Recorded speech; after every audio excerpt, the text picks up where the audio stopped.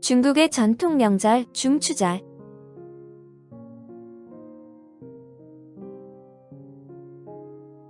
첫 번째, 중추절이란 중추절은 음력 8월 15일로 가을의 중턱에 와 있다는 의미이다. 밝고 맑은 빛을 띠는 둥근 보름달은 단결과 화목을 상징하며 단원절이라고도 한다. 2005년 우리나라의 강릉 단오제가 유네스코가 지정하는 세계문화유산에 등재되면서 2008년 중추절도 법정 공휴일로 지정되었다. 두 번째, 중추절의 유래, 항아분월. 옛날에 태양 10개가 하늘에 동시에 떠오르자 바닷물이 마르고 땅이 갈라지는 등 자연재해가 잇따르게 되었다. 이때 의회라는 명사수가 나타나 활로 9개의 태양을 쏘아 떨어뜨려 백성들을 구했다. 그러자 곤륜산의 여신인 서왕모가 그의 공을 치하하여 후예에게 먹는 즉시 신선이 될 수 있는 불사약을 선물한다.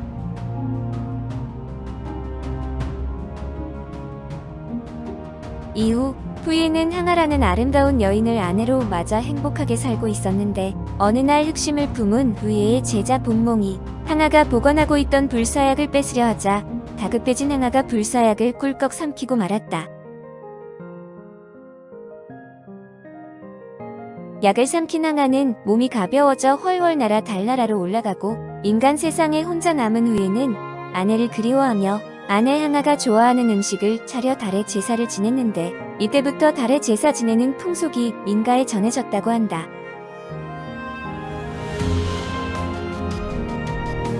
세 번째, 중추절의 풍습. 전통적으로 중추절에는 달의 제사를 지내고 달을 구경하는 풍습이 있다. 제사상에는 큰 월병과 연꽃 모양으로 조각을 낸 수박을 올렸고 제사 후에는 월병과 수박을 가족 수만큼 나눠 똑같이 먹었다고 한다. 중추절에 달 구경하는 것은 당나라 때 특히 성행하였으며 그 당시에는 달을 소재로 시를 쓰는 시인들도 많았다. 송, 명, 청나라 시기에는 궁궐과 백성의 달 구경 규모가 더욱 커지면서 현재 중국 각지에는 배월단, 배월정 등의 유적이 많이 남아있다. 최근에는 달의 제사를 지내기보다는 대부분 달을 감상하며 소원을 비는 형식으로 변했다.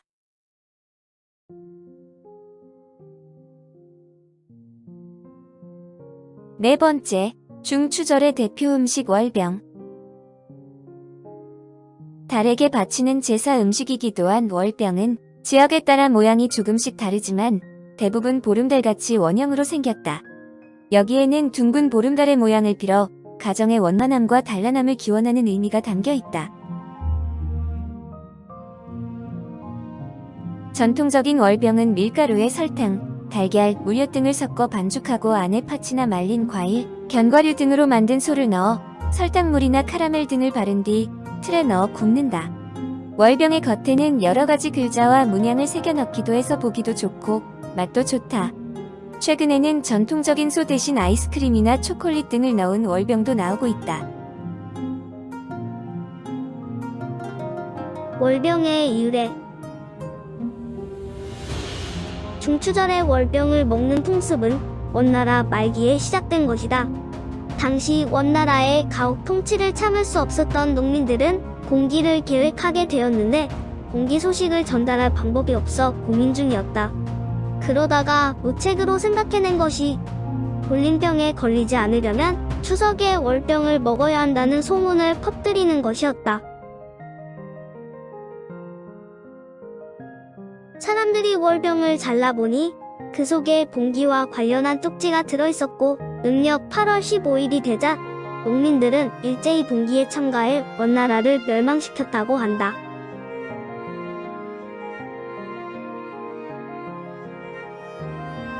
다섯 번째, 중추절의 인형 투어리. 투어리는 명나라 때부터 만들어져 온 베이징의 전통 수공 예품으로 몸은 사람인데 머리는 토끼 형상을 한 인형이다. 투어레는 흙이나 점토로 만든 뒤 색을 입히거나 나무를 깎아서 만들기도 하는데 절구통에 불로초를 넣고 찢는 토끼가 달나라에 산다는 민간 설화를 바탕으로 만들어졌다. 투어레가 예전에는 제사 목적으로 만들어졌지만 최근에는 아이들의 장난감으로 바뀌어 중추절 즈음에 시장에서 많이 볼 수 있으며 현재는 베이징시의 무형문화유산 중 하나로 지정되어 있다. 투어레의 설화.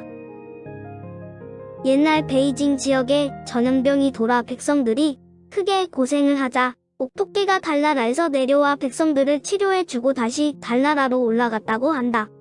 이에 백성들은 옥토끼에게 감사함을 전하기 위해 투어레를 만들었다고 전해진다. 6번째, 중국 달 탐사선의 이야기가 담긴 이름 짓기.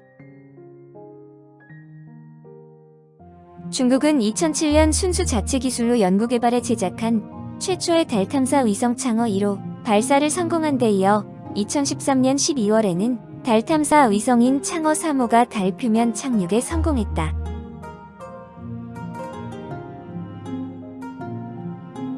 항아가 달나라로 날아 올라간다는 항아 분월의 전설을 현실로 구현하려는 영혼을 담아 달 탐사 위성의 이름을 창어라 붙였다고 한다. 또한 달 표면 탐사 로봇의 이름은 옥토끼라는 뜻의 위추로 달의 지질학적 구성과 표면 물질에 대한 자료를 전송하고 있다.